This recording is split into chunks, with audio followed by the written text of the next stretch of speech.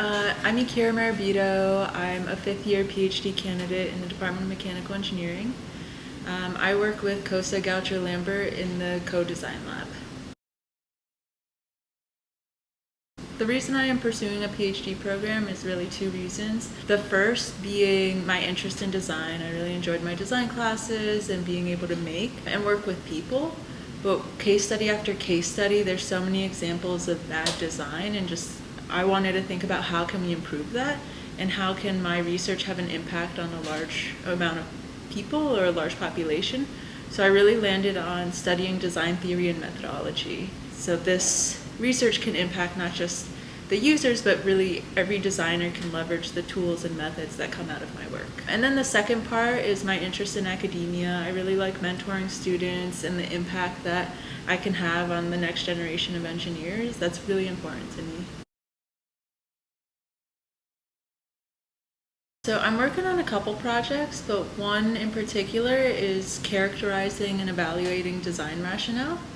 Design rationale isn't standardized, which means different companies and students, the way they represent design rationale varies greatly, and the impact that these different rationales can impact design decisions. So the way a rationale is structured can impact its likelihood that it's either advanced in the design process or dismissed altogether. In order to really understand the impact of those design decisions of different structured design rationales, I look at how we can characterize that design rationale as well as evaluate it in terms of its quality. So the potential impact for this is really for designers, both students and practitioners, to improve their writing of design rationales to be more clear and explanatory, but also computational design agents could leverage this rationale for generative AI or generative rationale applications.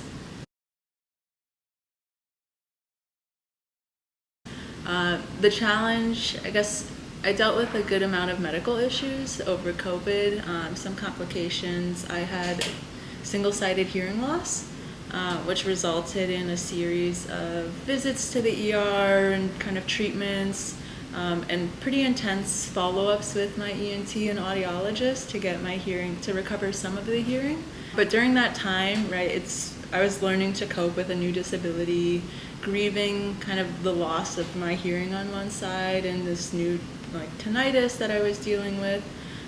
So that alone just was challenging, but then also being in a PhD program, I communicated and chatted with my advisor to keep him up to date on what was happening. There was no known cause, so kind of just dealing with that ambiguity and just moving forward. He was super flexible and understanding throughout that whole process, kind of letting me take the time I needed. And I also had the opportunity to take a leave, but instead I just kind of stayed on to work at a reduced capacity. So that's kind of how I handled that, both with the support of my advisor, my medical professionals, and just my community here at Berkeley. So many routines and habits. Working out is super important to me. I generally work out the first thing in the morning, and that just helps me feel like I've accomplished something before even doing my work. But in terms of resources, at least at UC or UC Berkeley, the grad writing community has been super helpful. Kind of weekly check-ins of what I want to do, and kind of at the end of the week I write if I accomplished that or not. And then there's kind of a synchronous Zoom sessions to just where we log on and just write. So I found that to be really helpful. And then the National Center for Faculty Diversity and Development, I believe, NCFDD, which is where that list of kind of just weekly motivators to kind of help me go through what am I resisting when I'm writing? Is it because I'm overwhelmed by the task, or is it because I'm just kind of not feeling energized, and kind of how to work around that. They have some pretty helpful tips to just be reflective on my process and how to move through that. Yeah, I think this is the number one piece I say to everyone is advisor is super important. Who your advisor is can really make or break your 5 years. Having an advisor that, one, just you can work well with, but you're also on the same page in terms of expectations. So for me, that was really important in terms of like when I would be working, where I'd be working from, also just in terms of productivity, right? If you have an advisor who expects some crazy amount of papers or expects you to work some crazy amount of hours and you don't think that you can do that, it's pretty early on you'll figure that out. Yeah, so advisor super important. Yeah, maybe research topic as well, but still advisor trumps research topic. I think on one hand, what comes up is like personal drive and motivation. As long as you're kind of sticking to why you came here in the first place, right? If you're really interested in academia, pushing through and like gaining the skills to kind of get you prepared for that next step, whether it's a postdoc or a faculty position. But the other part that's kind of maybe implied is work-life balance. Like for me, I have a really good work-life balance, working out, I have a wife and a dog at home, and like I make time for them. I make time for my friends at Berkeley or just at NSF, and I travel quite a bit. People know that about me in my lab. But I also get my work done. Like I attend our annual conferences and I'm publishing papers. So I think for me, like I can explain from my experience, like work-life balance in that way, and just research is super important, but also like living and like finding those meaningful connections. For a PhD program, I don't know if it's 6 components, if they still ask for GRE or not, but if GRE is still included, know that the application is 6 components, right? The test scores, the GPA, your essays, your transcript, recommendation letters. Maybe it's 5 components. But essentially it's not just the scores or just the GPA. Like spend time on your essays, and it's a whole package. Like you're convincing them that you're worthy of doing research independently. Don't stress out about your GRE scores or your grades. Especially if you're applying, there's nothing you can do in the past.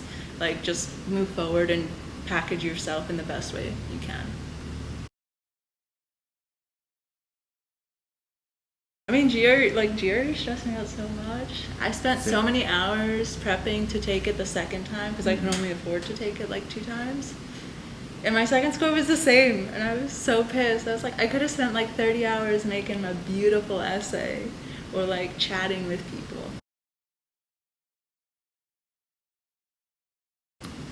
I have mentors for different aspects, I guess. I can say one kind of like where I got those mentors. Because of the nature of COVID, and like for our PhDs, I started in 2019. COVID happened like 9 months after I started, and then somehow we were remote for like a year and a half. So for me, it was really important to find mentors outside, and I found them through the Society of Hispanic Professional Engineers, as well as the GEM National Consortium. Kind of these like organizations for Black and Brown engineers. So they helped connect me with faculty at other institutions. Yeah, so they were really helpful in terms of like just questions about, oh, should I consider this, or like, is it really important I go to these conferences, or kind of just like focus in more on the publications. They were a second opinion. My advisor always had his point of view, and he's a great mentor as well. But I needed like validation from another person or another person. Yeah, so they were mostly external. There was also like older students in my first and second year. Was leveraging like older students' knowledge, like George Moore and Julia Kramer, who were in bid. Especially my first year, every time I'm like, what do I do for prelims? What do I do for like quals? Who does, like, when do you do it? Just like them and other students in the department. Every step of the way has its own challenges. I think prelims was challenging in the fact that I had an undergrad in material science and engineering, so not mechanical. So I did have to learn a great deal of new things and go back to studying like pencil and paper and just like quizzing myself over and over because I thought those days were done. But so like that was challenging in the way of just like going back to studying more closely to like you did in undergrad, whereas quals was challenging in the fact that just like there's all this pressure for it. Quals felt actually fine, but I think I just prepared really well, and I spent a lot of time prepping, practicing, and answering questions from friends in other departments and in the department. So, yeah. And then exit talk. Challenge in that you have to compact all your research in like 40 minutes. But I think at each step of the way there's challenges, but it's also like milestones that you're making progress, and it's kind of fun in a way. But the dissertation is 2 months from being submitted, so we'll see. Maybe my answer will be different, but I think it'll be okay. Yeah, I think just like a mindset, like there's these milestones, you kind of have to do them, just move through it and keep going.